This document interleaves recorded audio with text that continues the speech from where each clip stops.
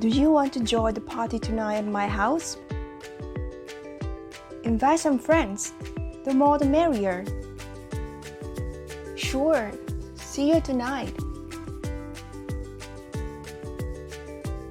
Các bạn đã biết cách nói the more the merrier trong tiếng Việt chưa? Xin chào các bạn và chào mừng các bạn đã quay trở lại với Góc Nhỏ Easy Vietnamese with Buddies. Trong video ngày hôm nay, mình sẽ chia sẻ với các bạn về các cấu trúc so sánh phổ biến trong tiếng Việt nhé. Đầu tiên là cấu trúc nhiều hơn, ít hơn. Về cơ bản, nhiều hơn giống như từ more và ít hơn giống như từ less hoặc fewer trong tiếng Anh.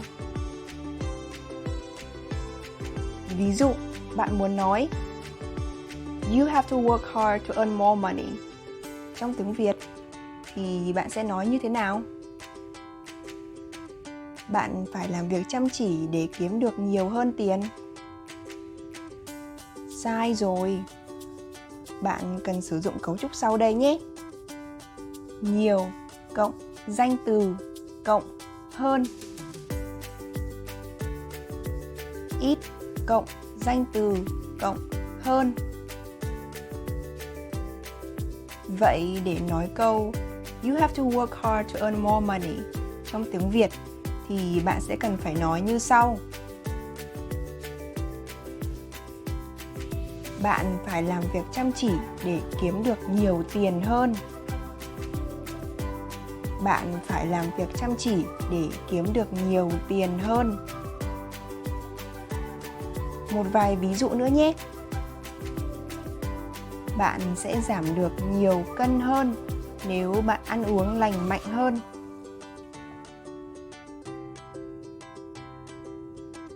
Di chuyển bằng máy bay sẽ tốn ít thời gian hơn. Ngoài ra, bạn cũng có thể dùng nhiều hơn và ít hơn theo cấu trúc như sau. Danh từ hoặc mệnh đề cộng nhiều hơn.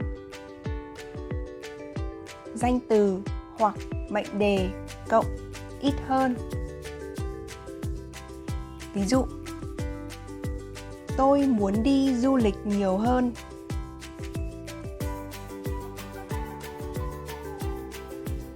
Hãy yêu thương những người xung quanh bạn nhiều hơn. Bạn cần phải dùng điện thoại ít hơn. Kinh nghiệm của tôi ít hơn anh ấy.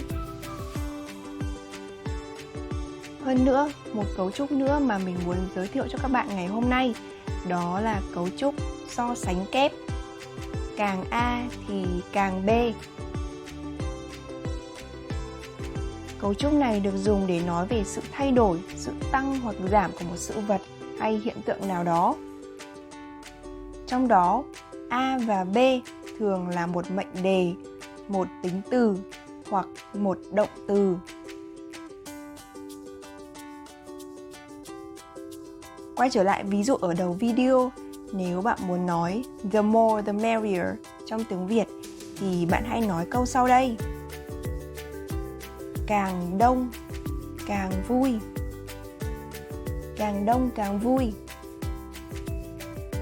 Một vài ví dụ nữa nhé. Bạn càng làm việc chăm chỉ, bạn càng có nhiều tiền. Quần áo càng đẹp thì giá càng đắt. Và đó tất cả cho video ngày hôm nay. Nếu các bạn thấy video này hữu ích, đừng quên ấn like, share và subscribe cho kênh của chúng mình nhé.